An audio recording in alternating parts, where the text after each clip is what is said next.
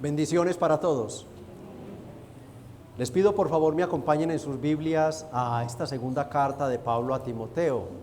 Hoy vamos a concluir lo que nuestros amados hermanos traductores definieron que sería el capítulo 2.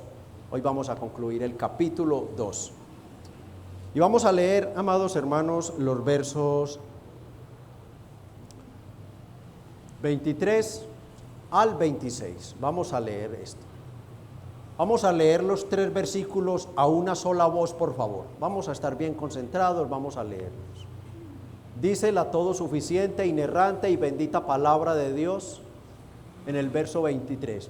Pero desecha las cuestiones necias e insensatas, sabiendo que engendran contiendas, porque el siervo del Señor no debe ser contencioso, sino amable para con todos, apto para enseñar, sufrido, que con mansedumbre corrija a los que se oponen, por si quizá Dios les conceda que se arrepientan para conocer la verdad y escapen del lazo del diablo en que están cautivos a voluntad de Él. Amén. Inclinen su rostro brevemente, por favor. Espíritu Santo, presencia viva y activa del Dios Trino con nosotros, Dios mismo con nosotros.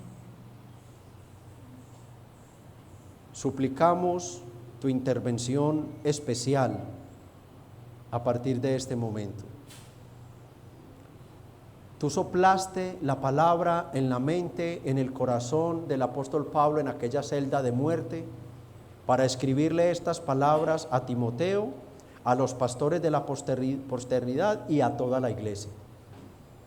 Timoteo sabía lo que debía hacer y la iglesia con estas palabras, saliendo de la boca de un moribundo, pero de parte de Dios.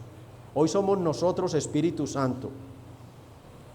Mira Espíritu Santo, mira las almas que has convocado hoy para tratar con ellas y prepararlas un poquito más para la eternidad, para que ellos vayan adquiriendo las virtudes de aquellos benditos habitantes del cielo. Para eso nos convocas, para prepararnos para ir al cielo.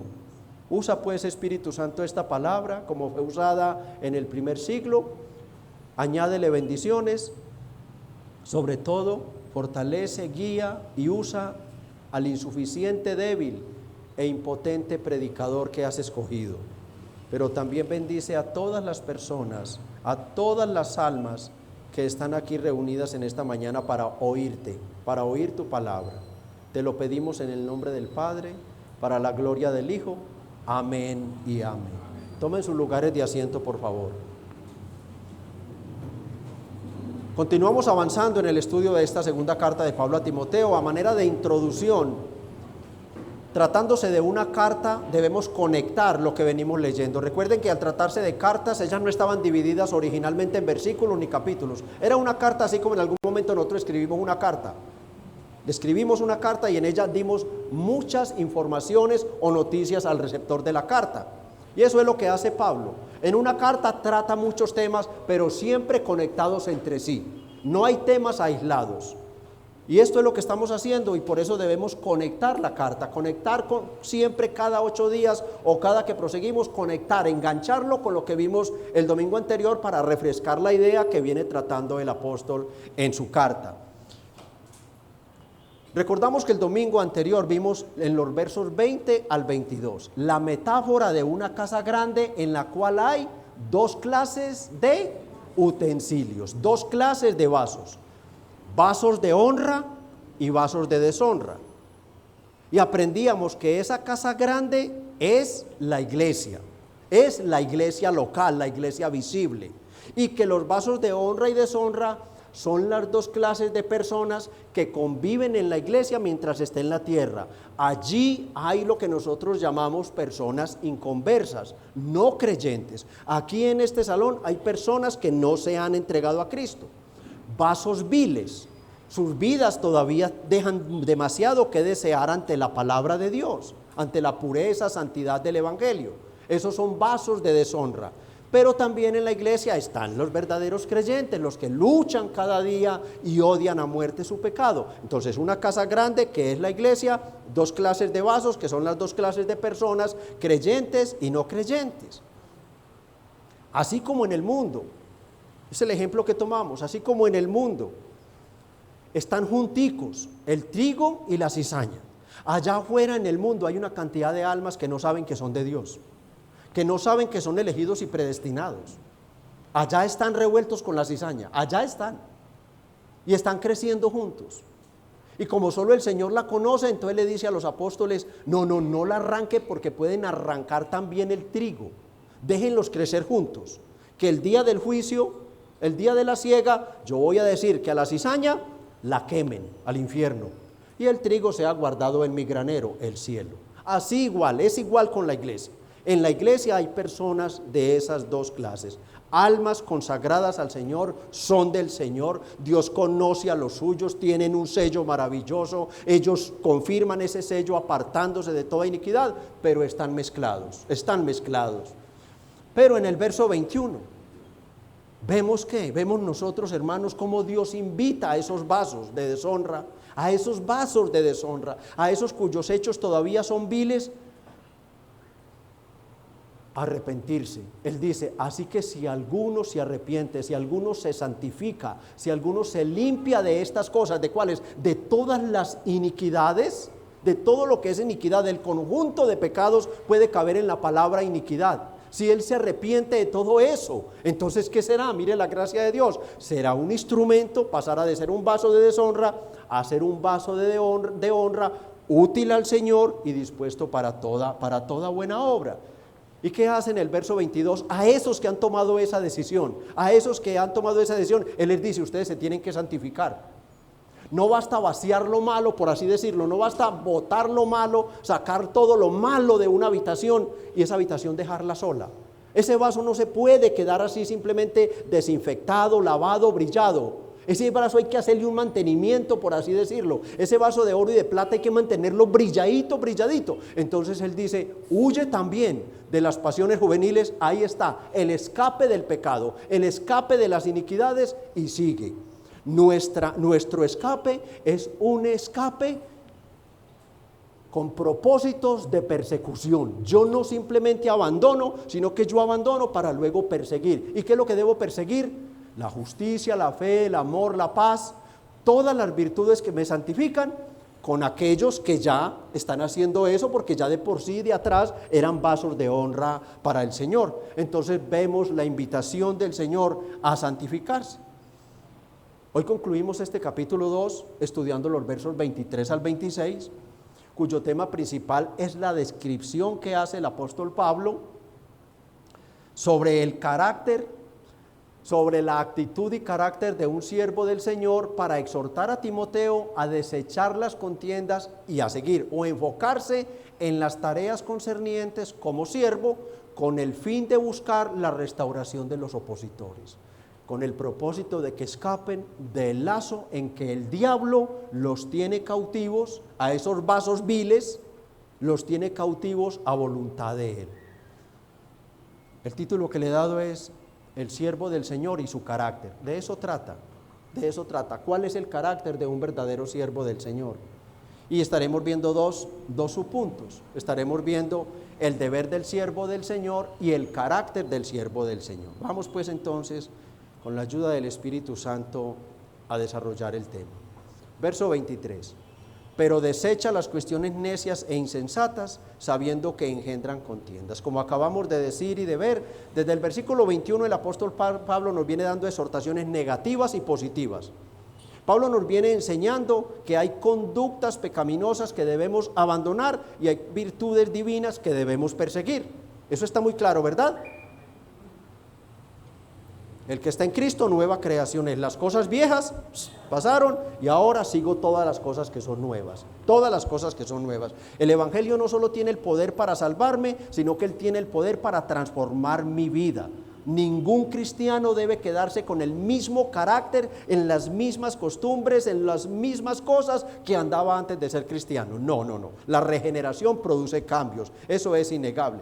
Ahora en el verso 23 nos dice que nuestro deber es desechar. O sea, no es siquiera limpiar. La palabra desechar es mucho más profunda. Es botar, por así decirlo. Es cogerlo y echarlo por la ventana, como coger la bolsa de desechos y echársela al carro. Nunca volvemos a saber de ella. O sea, cuando yo desecho algo es porque no lo voy a volver a usar. Y esto es lo que está diciendo acá. Desecha, olvídate de eso. Abandónalo para siempre, podría ser una definición. ¿Qué es lo que debemos de desechar, hermanos? Toda enseñanza, conforme al contexto, que es lo que más nos debe interesar. Toda enseñanza que no descansa en la palabra de Dios. Recuerden que el tema empezó en el verso 16 con el tema de las palabras vanas y profanas palabrerías que carcomen como gangrena, que son una infección, mensajes sacados solamente de la mente del hombre, nada que ver con la palabra de Dios. Es a eso que está apuntando acá. Él no ha dejado la idea del verso 16, 17 y 18, él está concluyendo esa idea. Entonces deben ser desechadas toda clase de doctrina que usted no la pueda sustentar a través de los 66 libros de la Biblia, no con un versículo, sino a través de los 66 libros de la Biblia. La Biblia es una unidad, las doctrinas están entrelazadas entre sí, es como una cadena, el eslabón pega al otro, pega al otro, pega al otro, y así son todas las doctrinas que nosotros tenemos en la palabra de Dios, y eso es lo que hay que empezar por desechar. Desechar primero toda clase de falsa doctrina, pero luego lo que Pablo nos dice en su carta es que debemos desechar toda iniquidad. Desechar toda iniquidad, desecha todo lo que es pecado. Lucha por desechar todo esto, desecha todo esto. ¿Por qué? Porque mire, referente a estos temas de las vanas palabras y las palabrerías profanas,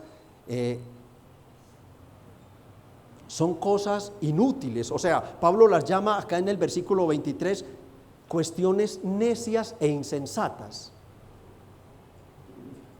O sea, son necedades, no tienen ningún fundamento. Son creaciones del hombre, inventos del hombre. Son simplemente deducciones que el hombre saca, conclusiones de él, definiciones humanas. Y eso es lo que son las doctrinas. Coger la Biblia, simplemente leer un versículo y no volver a la Biblia. No volver más a la Biblia, sino empezar inmediatamente como un gran motivador a decir todo lo que se dice. Eso es necedades.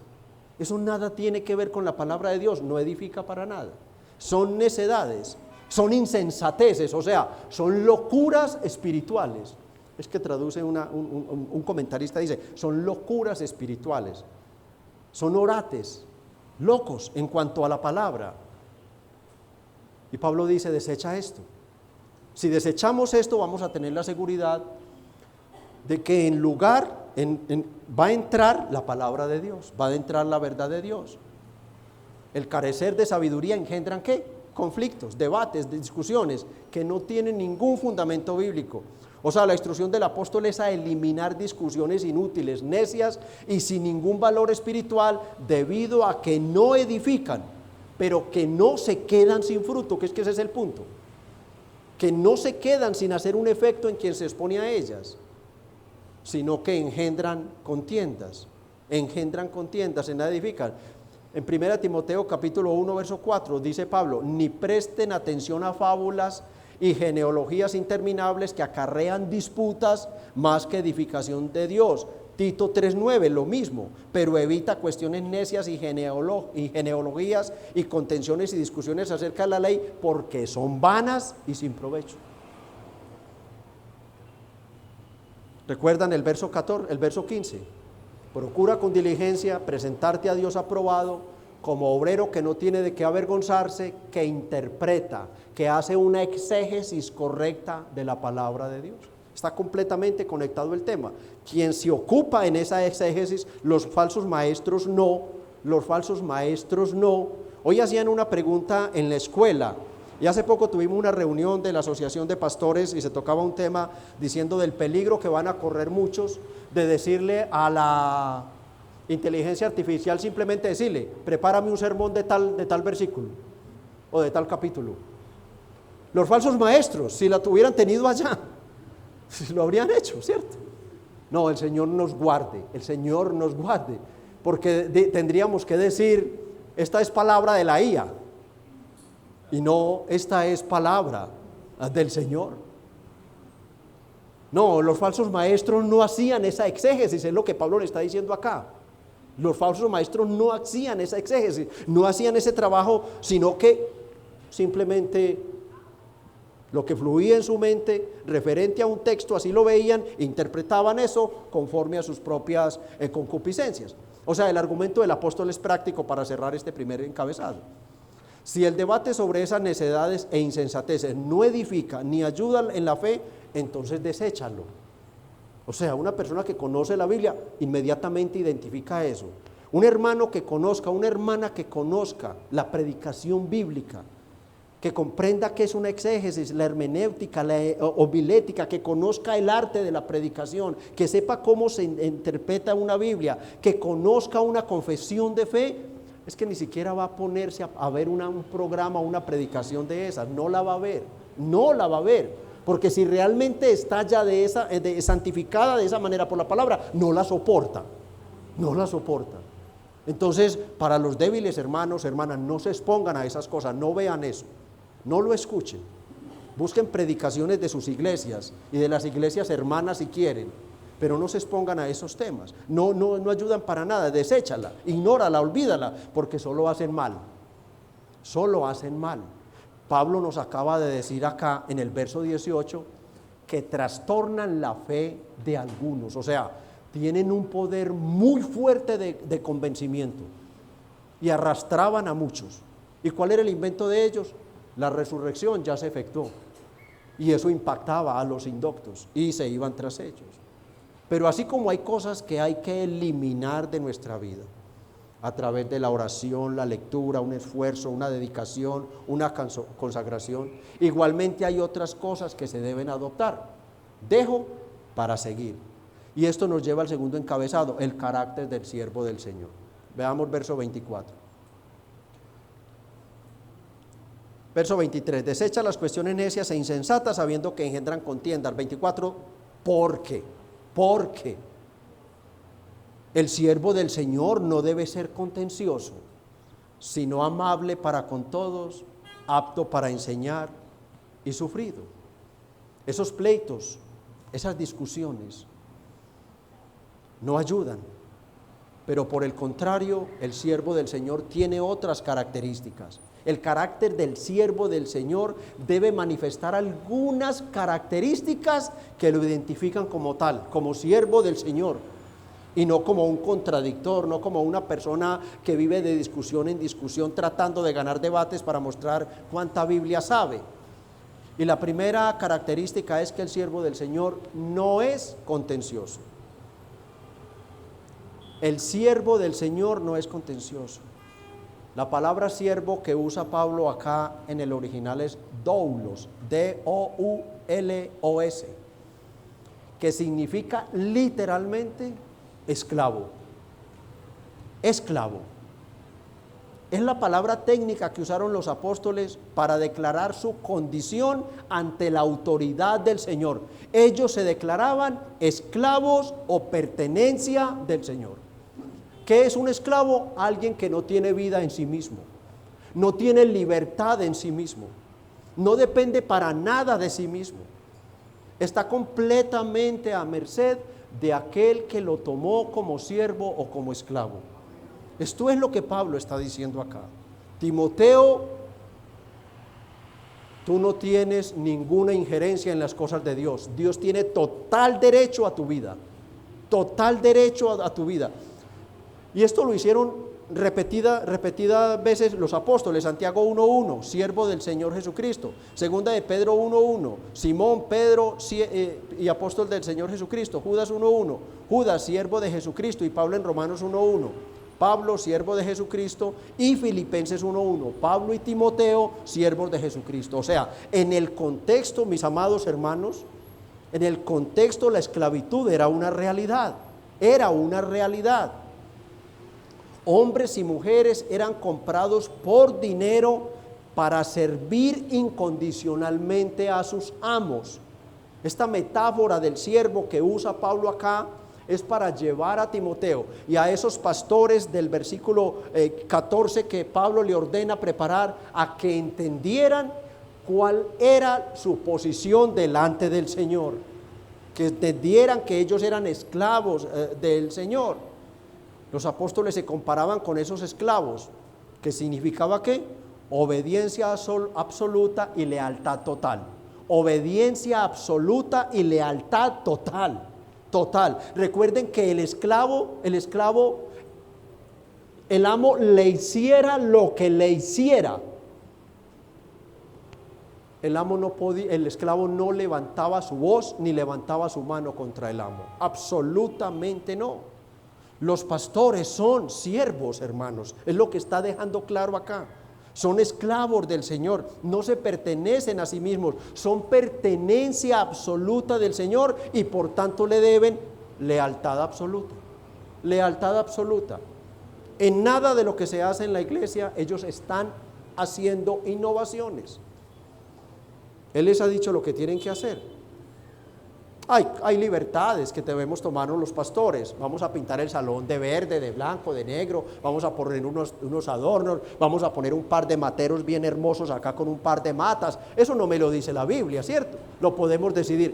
Pero referente a la doctrina o conjunto de enseñanzas, no hay nada que poner ni nada que quitar. Solamente sométete a lo que la palabra te está diciendo. Él es tu amo y te ha dicho todo. Pero no solo, hermanos, debemos de quedarnos pensando que solamente los pastores son siervos del Señor. No, de una u otra manera, todos los creyentes son siervos del Señor. ¿Por qué? Porque el siervo esclavo tenía una condición especial, y es que debía ser comprado. O sea, él era comprado, igual que todos los creyentes. Primera de Pedro 1, 18 y 19. Allí se pagó un precio que no fue de plata ni oro, sino que fue de la sangre preciosa de Cristo, como un cordero sin mancha, suficiente ante Dios para perdonar nuestros pecados. Y debemos vernos, y no debemos negarnos, o no debemos oponernos, sino ser sensibles como esos esclavos a obedecer al Señor. Eso es lo que queda aquí como aplicación práctica inmediata. O sea, una obediencia, una sujeción, una aceptación absoluta.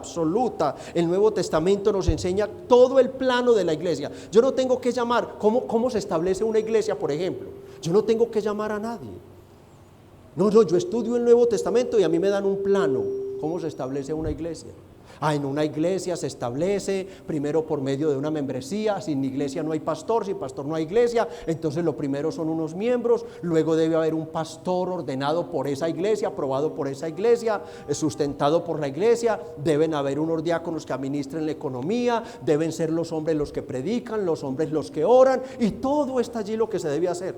Cómo predica la palabra. Todo lo encontramos en el Nuevo Testamento. O sea que un pastor está realmente bajo la autoridad del Señor a través de la autoridad de la palabra. A través de la autoridad de la palabra. El siervo del Señor no debe ser contencioso. O sea, no debe ser inclinado a entrar en pleito por cosas sin importancia. No debe ser contencioso, no debe ser inclinado a los debates. Hay personas que son polvorita, como los llaman. Cualquier cosa y ya están disparados. No, el pastor no. El pastor no puede ser así. Él no puede ser inclinado a los debates y cosas sin importancia. El pastor sabe que toda discusión por necedades del hombre terminan mal y las evita. Y que cuando se trata de alguna situación de diferencia teológica, no se soluciona discutiendo con el opositor, sino llevando todo a la palabra de Dios. Y lo que la palabra de Dios diga y nada más. Pero es que yo sigo. Bueno, siga usted, mucho gusto. Yo por allá, yo por acá, usted por allá y yo por acá. ¿Sí? Cuando no se puede con ellos. Por el contrario, su carácter debe ser amable y, escuchen, para con todos. Esto es bien importante, amable para con todos. Esto implica que no solo debe ser amable con los que son amables con él o están de acuerdo, sino con los que están en desacuerdo. Hay iglesias que son grandes. Bueno, no se necesita una iglesia muy grande numéricamente para que hayan personas que realmente no consideren algunas actitudes del pastor o decisiones del pastor. Pero de manera especial está apuntando a lo teológico, a lo doctrinal. Recordemos que el tema acá son los falsos maestros, es la mala predicación, es la falsa predicación. Pero el pastor debe saber cómo tratar esos temas. Y él debe saber cómo tratar esos temas. El siervo del Señor no puede hacer acepción de personas. Ya puesto en la vida práctica, ayudemos a este no lo ayudemos, atendamos a este sí no le doy una cita, a este más bien diácono fulano, me lo atendés por favor, es que no me lo soporto. No. El pastor siempre está a la orden para todos. Y de verdad, estoy a la orden para todos ustedes, hermanos. Siempre para todos, para tratarlos a todos de igual manera. De igual manera. Las hermanas no tienen por qué tener temor. Es que voy a ir a pedir una situación con mi esposo y como él es hombre, entonces el hombre, como es hombre, va a defender a mi esposo que es hombre. No, hermana, no. Yo no sería pastor. O sea, no podría ser un siervo del Señor. No podría. La razón la tiene el Señor y en las consejerías se verá quién de los dos es el que está equivocado. No yo, sino que la palabra nos va mostrando. Todas las personas son ovejas, los creyentes son ovejas del Señor y a todas se atienden por igual, pero también como en una iglesia hay vasos de deshonra, ¿qué hacer con ellos? ¿Cómo los vamos a atender si dice que es para con todos? Bueno, mientras estén en la iglesia, como veíamos el domingo pasado, Dios es un Dios de oportunidades. Mientras estén con la iglesia hay mucha más esperanza que si están en el mundo. Y ni más le faltaba que el pastor, una persona que está viniendo domingo tras domingo a la iglesia, le pida una cita y porque no se ha bautizado, porque no ha dicho que ya me entregué a Cristo, entonces no lo va a atender. No, ahí estaré para atenderlo también. Ahí estaré para atenderlo y ayudarlo con la palabra de Dios a que comprenda cuánto necesita a Jesucristo. Ahí estaré también. No es contencioso, sino amable para con todos. Amable para con todos. Es apto para enseñar. Apto para enseñar. 1 Timoteo 3:2. No dado al vino, aquí está hablando del carácter. No dado al vino, pero es necesario que el obispo sea irreprensible, marido de una sola mujer, sobrio, prudente, decoroso, hospedador, apto para enseñar. Igual Tito 1:9 también nos habla de la misma condición. Ahora Pablo la recuerda acá. ¿Qué nos habla de esto? De que la enseñanza es el requisito indispensable para un pastor.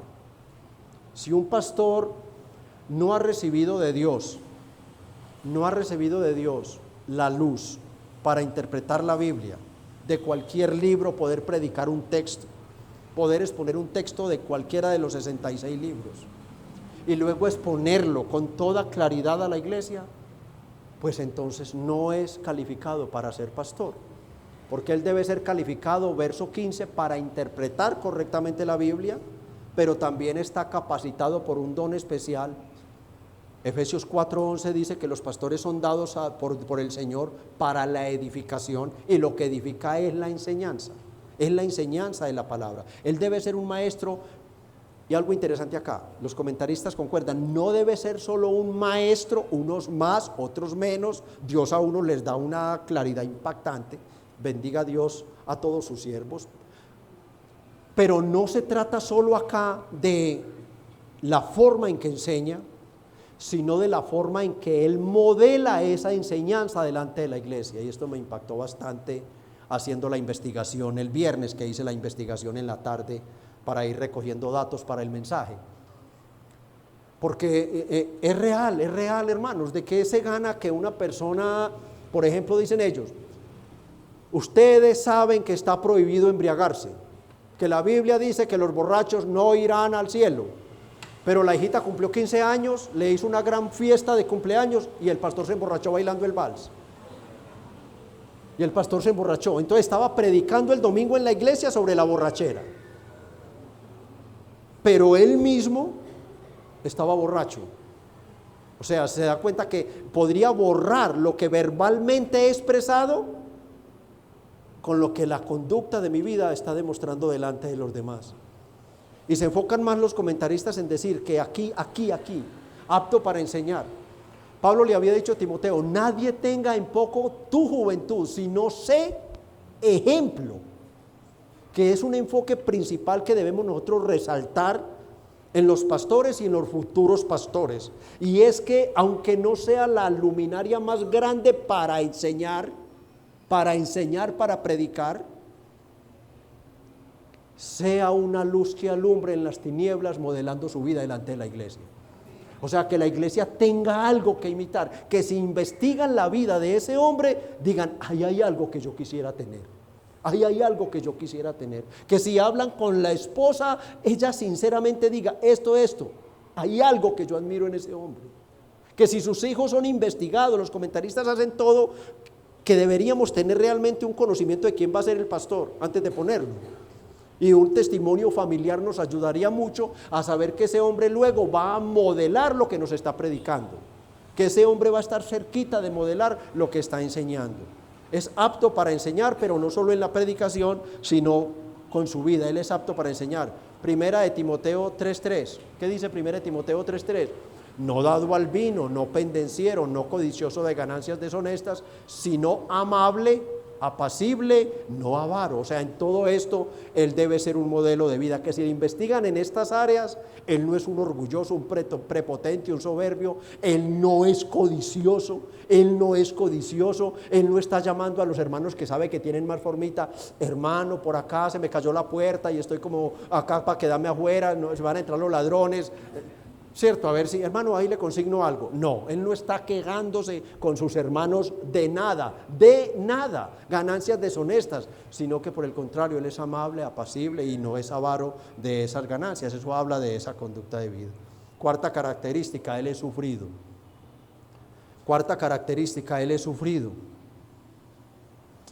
En la escarapela de un pastor no debería de ser ministro, no debería decir ministro de culto, sino ministro sufrido.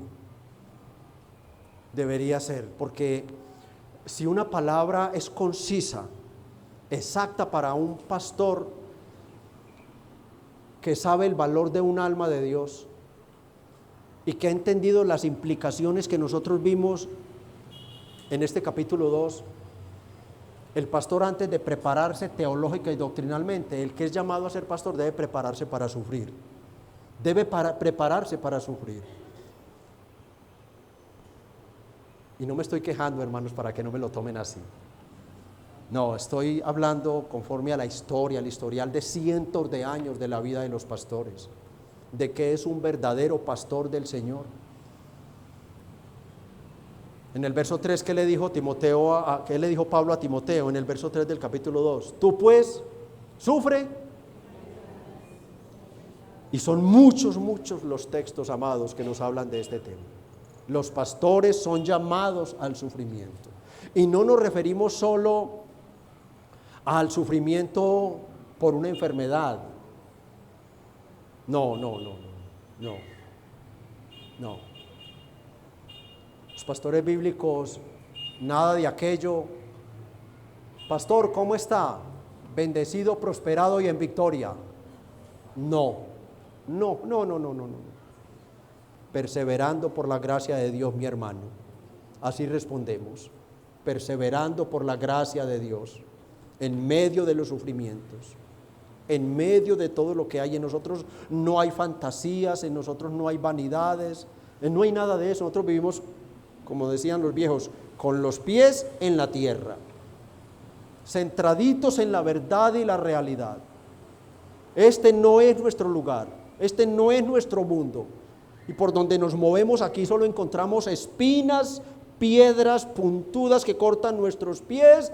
Aquí solo encontramos incomodidades, hermanos. Y no solo el pastor, sino todo verdadero creyente se siente así. Este no es nuestro lugar. Así como los invasores no entrarán al cielo, nosotros seremos rescatados de esta invasión. Este no es nuestro territorio. Este no es nuestro lugar, hermanos. La Biblia es clara en decirnos que nosotros somos ciudadanos del cielo y cómo nos vamos a sentir bien acá. Y el pastor es el primer llamado a encabezar la fila del sufrimiento en la iglesia. El pastor debe enseñarle a la iglesia que mientras esté en este mundo va a sufrir. Aquí no encuentro ni un solo versículo que me diga: Cristo te salvó para que seas feliz en este mundo y lo tengas todo. Ni uno solo. Y quizás se me pegó una hoja a la otra, entonces no lo he encontrado, y si alguien lo tiene, por favor, me lo hace saber. No hay ni un solo versículo. No, hermanos. Por el contrario, la gran porción de nuestra herencia divina nos la dio el Señor Jesucristo cuando dijo: en el mundo tendréis aflicciones. Y el apóstol Pablo lo lleva ya escatológicamente y nos pone realmente a la puerta del cielo y nos dice: es necesario que por medio de muchas aflicciones entremos en el reino de los cielos. Sufrimiento, sufrimiento y sufrimiento. Bástenos el mero sufrimiento de saber que mi mamá, mi abuelita, si no se convierten a Cristo, se van al infierno. Y si eso no es motivo de un tizón ardiendo que quema nuestro corazón, que nos mantiene en un insosiego permanente por donde vamos, estamos muy mal. Porque nosotros ya sabemos que es el infierno. Y sabemos que solo hay cielo e infierno, no hay más. Que el que en él cree, Juan 3:18, que el que en él cree no es condenado, pero el que no cree ya ha sido condenado. Esto es una carga para los pastores, esto es un sufrimiento para los pastores, ver almas en la iglesia 1, 2, 3 años sin verles una marca de santificación. Y el pastor sufre orando y pensando: Señor, si se llega a morir y me invitan al sepelio, ¿yo qué digo delante de su ataúd? ¿Yo qué digo si no vi un cambio en él? Y eso pone una carga impactante en nuestros corazones, a tal punto que a veces nos hablan en la casa y pueden estar al pie. ¿Sí me estás escuchando? La mente del pastor ya no está en la tierra.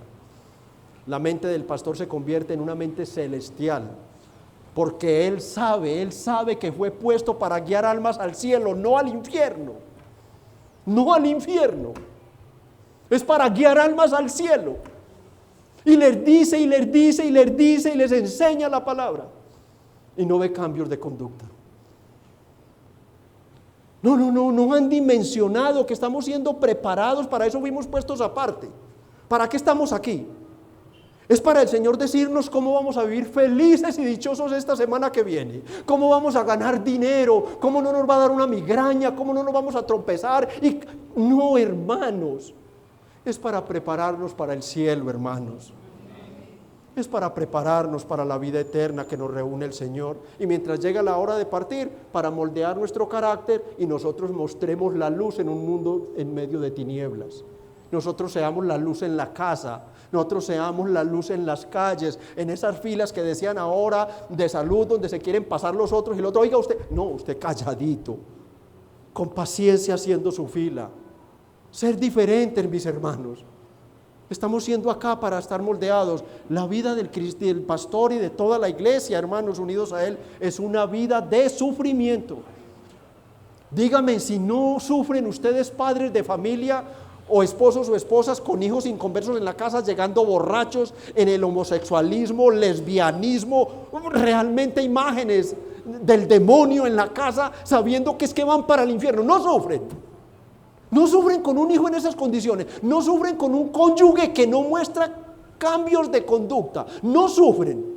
Bueno, hermanos, que de hoy para adelante el Espíritu Santo quiera poner una carga realmente de oración y súplica, y de lo que hablábamos hace un poco, y de modelarles el Evangelio con mi vida. Se los predico, sí, pero se los modelo con mi vida. Tiene mucho más poder lo que ven en mí que lo que yo les digo. Sufrimientos, hermano. El pastor lo critican y él sabe, porque él examina su conciencia, y lo critican y murmuran de él, chismean de él, lo desprecian, pero él todo lo soporta, porque él sabe Como decían ahora acá, recordando esa frase, se me va el nombre y no soy bueno para decir nombres en inglés, pero sí lo decía ese hombre. Una cosa es estar con los santos en gloria y otra muy diferente con ellos aquí en la iglesia, más o menos parafraseando el tema, ¿sí? Pero el pastor tiene que verlos como si ya estuvieran en la gloria. El pastor recibe del Señor una bendición muy especial, y es que no mide la iglesia por las actitudes humanas. ¿A quién le hablaría? ¿O cómo los trataría? Si mirara los defectos de todos. Porque lo primero que él hace es esto: mirarse a sí mismo, verse lleno de defectos y debilidades, y entonces dice: ¿qué soy yo para ir a juzgar a mi hermano? ¿Qué soy yo para irlo a juzgar? En mi condición de pastor debo de reprenderles el pecado, claro que sí, pero porque delante de Dios vivo mortificando mi pecado. Él es una persona llamada al sufrimiento, y la iglesia debe estar preparada para sufrir, en silencio, en mansedumbre, siendo amable para con todos. No guarda resentimientos para nada. Es como un siervo. La metáfora sigue: es como un siervo o un esclavo en el contexto. El amo lo podía marcar, imagínense esto, con un hierro candente. Y él simplemente, imagínense ustedes este tema. Pero él no podía decir: amo, tenga compasión de mí, venga, espere, póngame un poquito de silocaína ahí, o venga, haga algo. No, hermanos. No. Hierro candente. Lo podían azotar. El amo lo podía azotar literalmente, y él simplemente: hágale, amo, que usted es mi dueño. Hágale. Lo podía humillar como quisiera, lo podían dejar sin comida. Y luego de todo ese azote y toda la humillación, decirle: ven y lávame los pies. ¿Y qué debía hacer el siervo? Venir a lavar los pies. Este es el punto que Pablo está tratando con los pastores. Para ser un siervo del Señor hay que tener esa gracia del Señor, saber amar cuando no se es tan amado, saber servir cuando no se es tan servido. El pastor no cambia con la iglesia, no puede cambiar con la iglesia, futuros pastores que están acá sentados, porque la iglesia sea indiferente con él. Él es sufrido. Y Timoteo debía mirar principalmente, ¿cuál ejemplo? Bueno, el de Cristo primeramente siempre, pero el de Pablo, que lo tenía ahí, el de Pablo. Estaba en prisión, acusado falsamente y sentenciado a muerte por hacer el bien, abandonado por sus amigos y en la pobreza absoluta. Más adelante va a decir: Timoteo, apresúrate a venir antes del invierno. Aquí el invierno es muy fuerte, Timoteo, y no tengo siquiera una ruanita. En la miseria. Un hombre de ese talante. Y lo vemos quejándose, lo vemos murmurando, amados hermanos, lo vemos reclamando. No. Lo vemos ocupado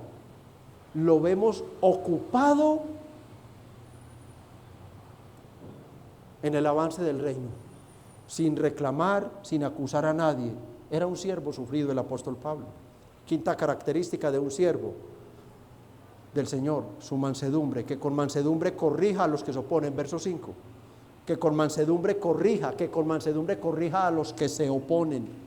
En lugar de pleitear, de reclamar a quienes se le oponen, él tiene un recurso más poderoso para evitarlo. Él tiene la técnica de la mansedumbre. Ser manso significa ser humilde, y la humildad lleva a la humillación. Amén. Y cuando yo ya estoy en esta posición, yo ya no tengo más para dónde bajar, yo ya no tengo más a dónde caer. Los cristianos debemos vivir en completa humillación. ¿Y cuántos dicen amén? Amén. Nosotros debemos amar la humillación, amarla. Solamente hay que recordar esto. Filipenses 5 nos habla, Filipenses 2 nos habla de la humillación del verdadero siervo de Dios. del Señor Jesucristo. Haya pues en vosotros este sentir que hubo en Cristo Jesús. ¿Qué pasó? ¿Qué fue lo que hizo? El cual siendo en forma de Dios, no estimó ser igual a Dios como cosa a que aferrarse. Y miren nosotros, hermanos, con debido respeto por ustedes, pero yo siendo la miseria que soy, voy a enaltecerme delante de un hermano. Voy a subirme siendo la miseria que soy, si él siendo en forma de Dios, Dios mismo hecho hombre, ahora un despojo de miserias, un cúmulo de miserias y fracasos como soy yo. Voy a enaltecerme delante de un hermano porque se equivocó en esto, o porque dijo esto, o porque no hizo esto, sino que se despojó a sí mismo tomando forma de ¿qué? Hecho semejante a los hombres, y estando en forma de hombre. ¿Qué fue lo que pasó, amado?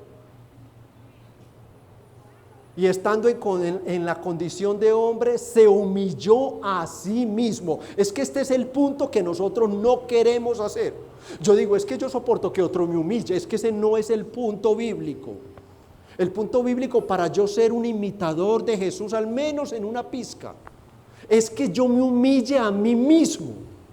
Es que yo reconozca mi bajeza y yo tenga a los demás, como dice la palabra, tenga siempre a los demás como superiores a usted.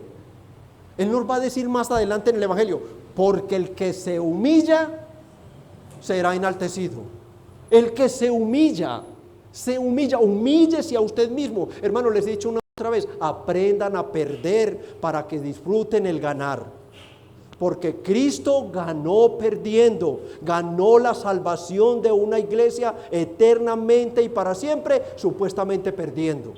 Asimismo haciéndose obediente hasta la muerte y muerte de cruz, y ya conocen el pasaje, hermanos. Ese es el manso. ¿Qué dice el Señor Jesucristo? Aprendan de mí, en Mateo 11:29, aprendan de mí que soy ¿qué?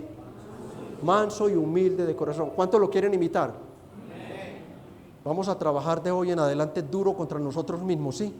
No trabajemos contra los hermanos. Mire, amado esposo, usted no puede cambiar a su esposa. Mire, amada esposa, usted no puede cambiar a su esposo. Pero usted se puede humillar y cambiar a usted mismo. Usted puede mejorar y tiene el deber de empezar a trabajar duro por mejorar usted.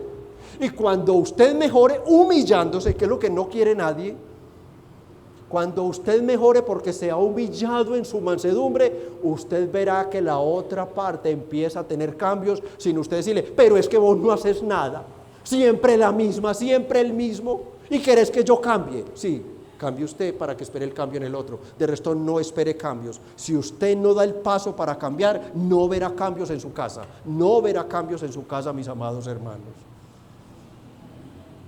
La mansedumbre no es solo una virtud modelada por el Señor, sino según Gálatas 5:23, un fruto, hermanos, del Espíritu Santo. Un fruto del Espíritu Santo, mansedumbre y templanza, fruto del Espíritu Santo. ¿Por qué? ¿Qué quiero decir acá? Hermano, que usted no tiene excusas, hermana, usted no tiene excusas. Si usted ha sido sellado o sellada con el Espíritu Santo, usted tiene ya esta semilla. Y es su responsabilidad si la cultiva y empieza a dar frutos por ella o simplemente la deja que se acabe de secar. Es como una pequeña planta que usted traspasa a una maceta. Si no le echa buena, bonito. Si no le echa agua, si no la libra los primeros días de los rayos más fuertes del sol, la plantica se le seca. Tenemos los dones, pero somos responsables de cultivarlos y ponerlos a la obra a la orden en la obra del Señor. La mansedumbre no es ausencia de poder, como dicen algunos. No. La mansedumbre no es falta de sabiduría. No. ¿Sabe cómo la definen muy buenos comentaristas? Basándose en textos bíblicos, incluso en el idioma original. Como poder bajo control. Como poder bajo control. La mansedumbre es la descripción que dan. La mansedumbre es tener la capacidad de herir o imponerse sobre el otro, pero elegir voluntariamente no hacerlo, cierro comillas. Y dan allí textos refiriéndose al ejemplo de Cristo, o sea que es el ejemplo máximo. ¿Tenía él a su disposición todas las legiones de ángeles o no? Tenía él todo. Los comentaristas adornan mucho esta frase, poder bajo control, refiriéndose a nuestro Cristo. Cómo el Señor controló su poder de tal fuerza que dijo, mátenme. No, venga, clávenme en la cruz, clávenme. El que tenía el poder de soltar solo una palabra y con la misma palabra que creó, destruir su creación. Poder bajo control. Y esto implica, hermanos, para nosotros, autocontrol o templanza y dominio propio. Autocontrol, que es templanza o dominio propio. Y todos debemos luchar, hermanos, luchar, aunque tengamos más sabiduría, bendito sea el Señor, alguna lucecita, aunque estemos un pequeño peldaño por encima de otro, cállese, cálmese, calmado. Es que está diciendo una barbaridad, pero con calma, poder bajo control. Amabilidad, bondad, piedad, misericordia, compasión, siempre recordando nuestro pasado. Si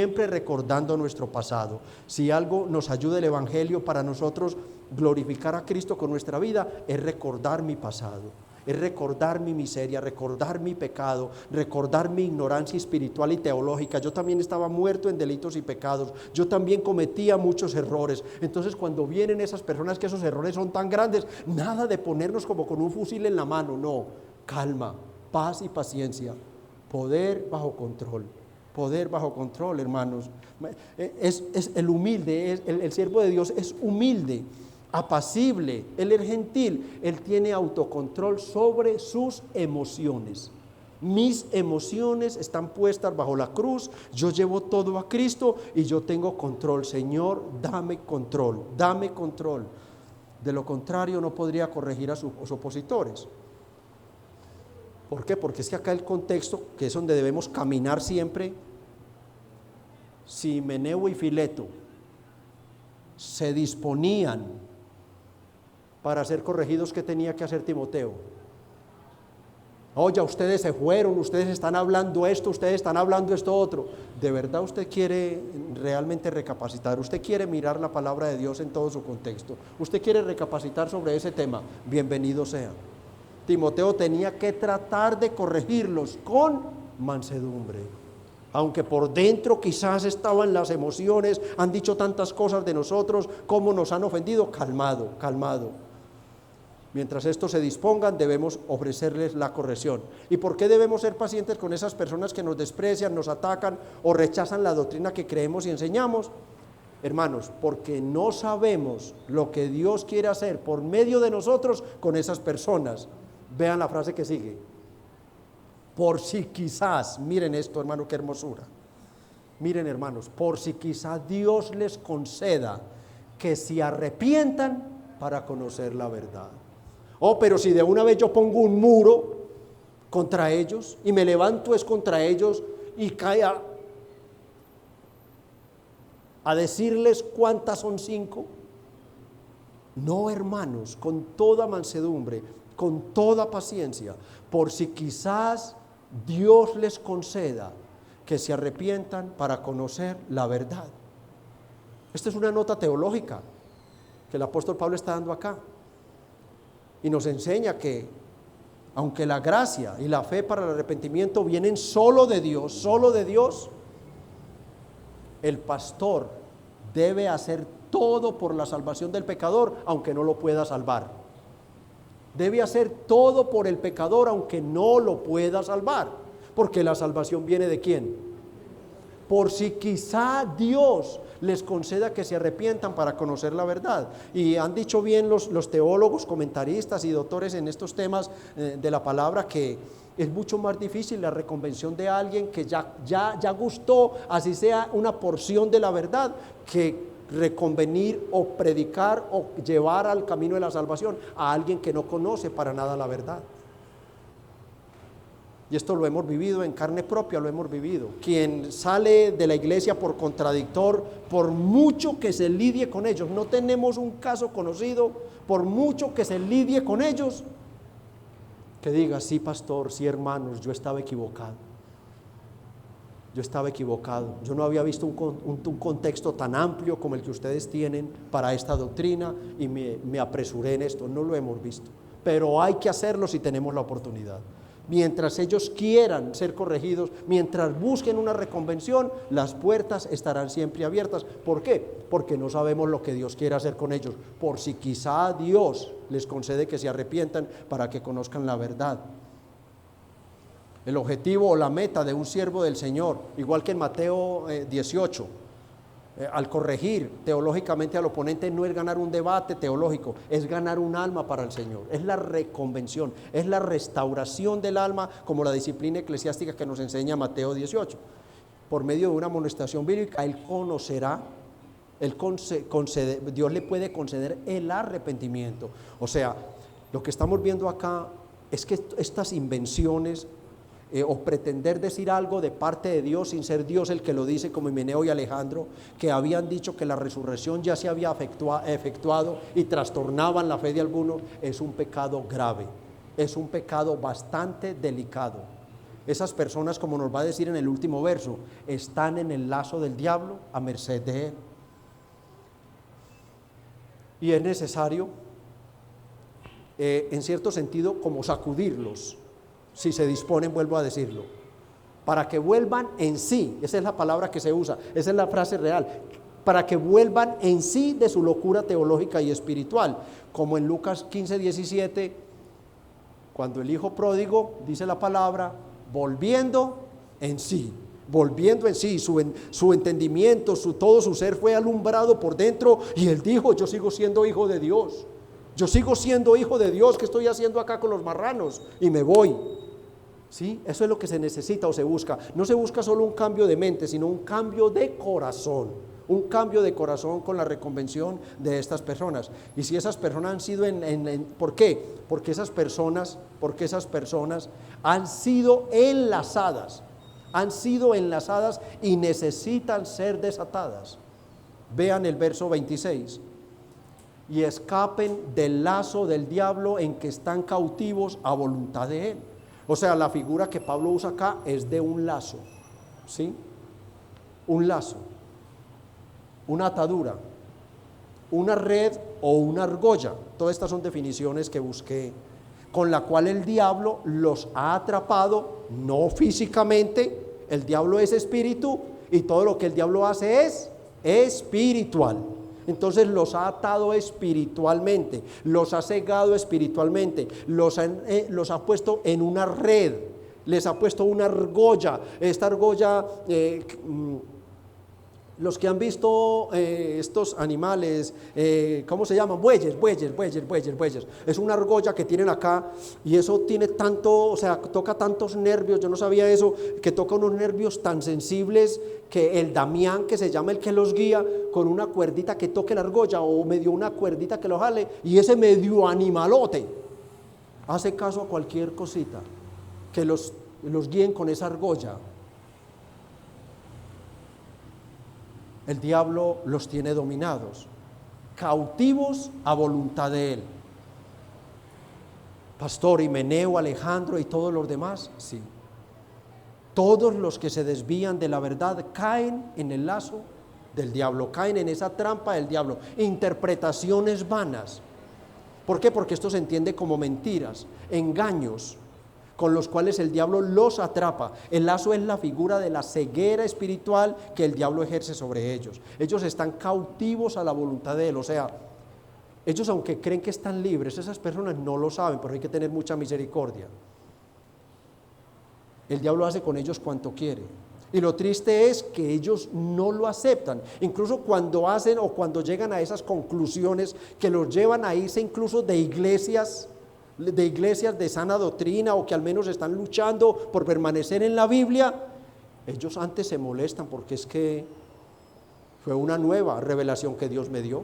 Fue una revelación que Dios me dio después de más de 2000 años y creen que descubrieron el agua tibia. Son personas que antes se molestan. ¿Por qué? Porque no aceptan. Pero es que yo tengo la Biblia, yo estoy predicando la Biblia. Sí. ¿Es que acaso Satanás no conoce la Biblia mejor que nosotros? La conoce y la usa mejor que nosotros el diablo. la conoce y la usa mejor. Pero si es que te hubiera engañado, Dios no me dejaría estar en ese engaño. Oh, todos esos son argumentos falsos que le está dando el diablo. Porque todas las sectas que llevan cuántos cientos o miles de años, ahí están, ahí están. Un día sus obras serán pasadas por fuego y serán quemadas o serán para la gloria de Dios. Dios lo está hoy prohibiendo que no se use, o sea, impidiendo que se use más la Biblia. No, Él los deja, Él los deja, Él los deja. En su primera carta, capítulo 6, verso 3 dice en adelante, que vimos esto con detenimiento: si alguno enseña otra cosa y no se conforma a las sanas palabras de nuestro Señor Jesucristo y a la doctrina que es conforme a la verdad, a la piedad, ¿qué dice? Está envanecido, nada sabe y delira. Pero ya sabemos quién lo tiene enredado, quién lo tiene enredado. Ellos aseguran que fue revelación. Capítulo 4, verso 1, ¿qué nos dice capítulo 4, verso 1? De 1 Timoteo. De 1 Timoteo capítulo 4. Pero el Espíritu dice claramente que en los postreros tiempos algunos apostatarán de la fe, escuchando espíritus engañadores. Y mire cómo el Espíritu Santo llama estas enseñanzas: doctrinas de demonios. ¿Por qué? Porque vienen es del diablo. Es del diablo el que está haciendo todo eso. El diablo desde Génesis la estrategia sigue siendo el mismo. ¿Con que Dios dijo? No, tú también tienes el Espíritu Santo, tú puedes tener tu propia interpretación, anda adelante. No, el diablo sigue siendo el mismo y su estrategia sigue siendo la misma, y ellos se endurecen. Pero Dios, hermanos, desea que la iglesia y los pastores sean sensibles y traten de ayudarlos a volver de su locura espiritual. Es de volver. La palabra lazo es una figura que usa el apóstol para referirse a la trampa o engaño en otras partes, para que quede más claro. En 1 Timoteo 3:7, en 1 Timoteo 6:9. Hermanos, la actividad del diablo, para ir concluyendo, es una realidad. Amén. O sea, no somos místicos, sino que somos bíblicos, hermanos. La actividad del diablo es una realidad. Él no está violentando a nadie, él está seduciendo, y algo que seduce al ser humano es innegablemente la mentira teológica, es la mentira espiritual.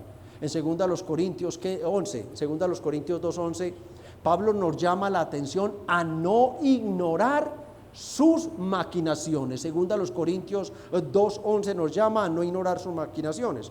¿Por qué? Porque, como decía, el diablo conoce la Escritura mejor que nosotros y no quiere que salgamos de sus lazos, de sus engaños o mentiras, para conocer la verdad que nos salva y nos santifica. El lazo es la trampa del diablo. No se refiere en el contexto a pecados. Miren esto: este lazo o trampa del diablo en el contexto, hermanos, que estamos estudiando desde el verso 14, no se refiere a pecados diferentes de las profanas y vanas palabrerías de los versos 16 al 18. Y su palabra carcomerá como gangrena, de los cuales son Himeneo y Fileto, que se desviaron de la verdad diciendo que la resurrección ya se efectuó, y trastorna la fe de algunos. Ese es el pecado grave acá en nuestro pasaje. Ese es el pecado grave acá, por el cual el demonio, dice el apóstol Pablo, de parte de Dios, los tiene cautivos a su voluntad. Van a seguir, a menos que a Dios le plazca, van a seguir y van a caer cada vez más y más y más hondo. Pero tendrán la misma Biblia que ha usado la iglesia a través de los tiempos, para que no se asusten. Se refiere a ser engañados, primero ellos y luego ellos engañan, diciendo cosas como de parte de Dios sin ser la palabra de Dios. Si Dios estuviera acá sentado, pero nos está viendo, simplemente es algo figurativo, Él inmediatamente diría: pero yo cuando dije eso, sí, pero no ahora lo hace, sino que lo hará el día final. Lo hará el día final, y por eso tenemos que, a pesar de nuestras debilidades, amados predicadores, luchar por estar centrados en la palabra de Dios. Que lo que digamos acá sea comprobado de alguna manera en algún texto de la Biblia. Que no nos salgamos de la Biblia, mis hermanos. Pero lejos de ser una condena, y esta es la gracia de Dios, hermanos. Lejos de ser una condena, aunque estas palabras suenan duro, escapen del lazo del diablo. Las palabras de Pablo tienen una interpretación y aplicación positiva, dan mucha esperanza, ya que se centra en la restauración y salvación de los oponentes a la palabra de Dios, nunca en su condenación. No los está condenando para que escapen del lazo del diablo. Para nosotros, a menos que su rechazo a la verdad sea consistente, nadie para nosotros debe ser un caso perdido. No todas las personas que se oponen a la verdad en el momento tienen que ser apóstatas. No todos. Si son de Dios, Dios los traerá y los restaurará. Dios los va a restaurar, no se perderá uno solo. El Señor conoce a los suyos y ellos se apartarán de toda iniquidad. Siendo mansos, la corrección buscamos, no ganar un debate, sino que vuelvan en sí y si a Dios le place, salve sus almas. Para los pastores del futuro, amados pastores que están aquí y serán pastores cuando yo pase y entregue mi testimonio que tendrá que ser. Este capítulo 2 es una poderosa enseñanza sobre las implicaciones de un verdadero siervo del Señor. Creo que así lo hemos estudiado, así nos lo ha regalado el Espíritu Santo. Es un llamado, primero que todo, a trazar fielmente la palabra de Dios, a enfocarse solo en la palabra de Dios como único antídoto contra los falsos ministros y sus vanas palabras. Futuros pastores, predica la palabra. Es un llamado al sufrimiento, Pablo le dice a Timoteo, tú pues sufre penalidades. Y eso implica a todos los pastores que iban a venir de ahí en adelante. Sufre como un buen soldado de Cristo. Lucha fielmente, legítimamente, honestamente como un atleta. Si es que quieres llegar a la meta y obtener la corona. Si haces algo indebido en tu carrera, la corona corre peligro y quizás no llegues de manera correcta a la meta. Trabaja duro como un agricultor, como un campesino que para recoger frutos primero tiene que labrar duramente la tierra y dedicarse a cultivar esas planticas. Futuros pastores, estas son las planticas que Dios te entregará para que tú las sigas nutriendo a través de su palabra. Tendrás que saber que mientras estés como pastor en la iglesia de la tierra, tendrás que luchar con personas inconversas dentro de la iglesia, pero tendrás que predicarles a todo futuro pastor, a todos como si fueran santos y a todos como si fueran impíos. Así tendrás que predicar, porque el santo necesita santificarse más y el impío necesita arrepentirse. Así que predica la palabra. En la palabra y solamente en la palabra encontrarás el poder del Espíritu Santo para guiar la iglesia a la santificación y a los inconversos, a los perdidos hacia el cielo. Es un llamado a la bondad, a la piedad, a la misericordia, a la compasión. Es un llamado al aguante, es un llamado al sacrificio, amados futuros pastores. Así que considera las implicaciones, amado futuro pastor, y bienvenido al sufrimiento. Iglesia, todos de una u otra manera somos siervos. De manera especial, luchemos por ser humildes. Humanamente no lo somos, hermanos. Humanamente no lo somos. Es por la gracia de Dios que espiritualmente tenemos algún rasgo de humildad. Porque humanamente seguimos estando contaminados del orgullo, la soberbia, la vanidad y todo lo demás. Hermano o hermana, nunca te consideres más que otro cristiano, porque sepas un poco más de Biblia que él, o porque en la gracia Dios te haya guardado de determinadas caídas en determinados pecados. Nadie es más que nosotros, hermanos. Considerémonos siempre nosotros como inferiores a los demás, recordando la gran promesa de nuestro Señor: el que se humilla será enaltecido. Pierde mi hermano. No estés contestando a toda clase de incitación que se te haga. No respondas con guerra a la guerra. Recuerda que lo dice la palabra, que el que piensa estar firme, 1 Corintios 10:12, mire que no caiga. No estamos libres de una tentación, hermanos, no estamos libres. Supliquemos y oremos los unos por los otros para que Dios nos guarde de una tentación, para que Dios nos guarde de una caída y conforme a la enseñanza del capítulo 2, para que Dios nos guarde de una desviación doctrinal. Que Dios nos guarde de una desviación doctrinal. Amigos que están aquí, ya escucharon la palabra de Dios. Todo aquel que no está en Cristo está bajo el poder del diablo.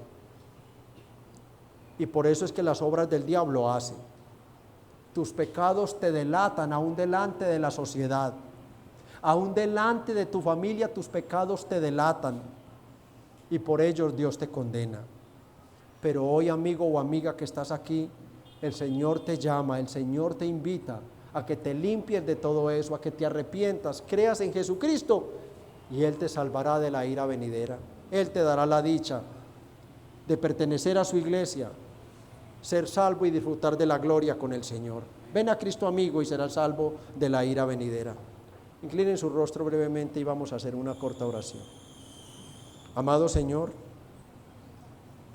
que por tus muchas misericordias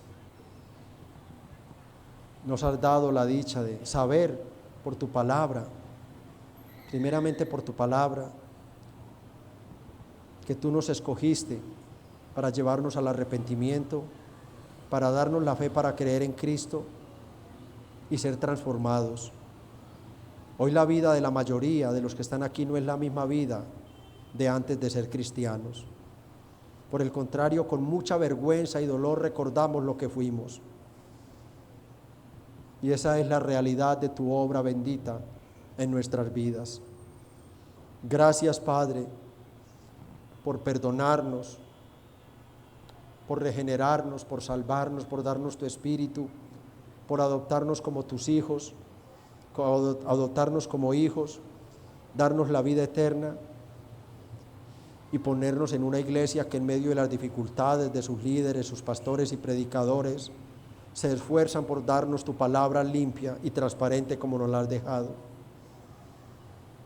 Continúa tu obra, por favor, en medio de nosotros. Enséñanos a amar cada día más la santidad y a odiar más el pecado. Bendícenos, oh Padre, tu palabra dice que como hijos amados seamos imitadores de Dios, que amemos lo que amas y despreciemos lo que desprecias. Concédenos, Señor, la guía, la ayuda de tu Espíritu Santo en toda situación y en todo momento. Y haz que todos podamos, Señor, reflejar con nuestra vida las virtudes de Jesús. Así sea en sombra, Señor. Así sea de una manera aún muy distorsionada. Pero, Señor, que la humildad, la bondad, la mansedumbre, la humillación, el amor, el perdón, Señor, vivan a flor de piel. Que sea lo primero que fluya en esas situaciones tan difíciles que nos toca muchas veces enfrentar. Que sean los frutos del Espíritu Santo y que nosotros comprendamos que tenemos una labor y es tratar de ayudar a todos los perdidos, predicándoles el Evangelio con mucha bondad y paciencia, por si Dios los quiere dar el arrepentimiento y así ellos puedan escapar de la trampa del diablo donde están cautivos a voluntad de Él. El único antídoto es el Evangelio para liberarlos.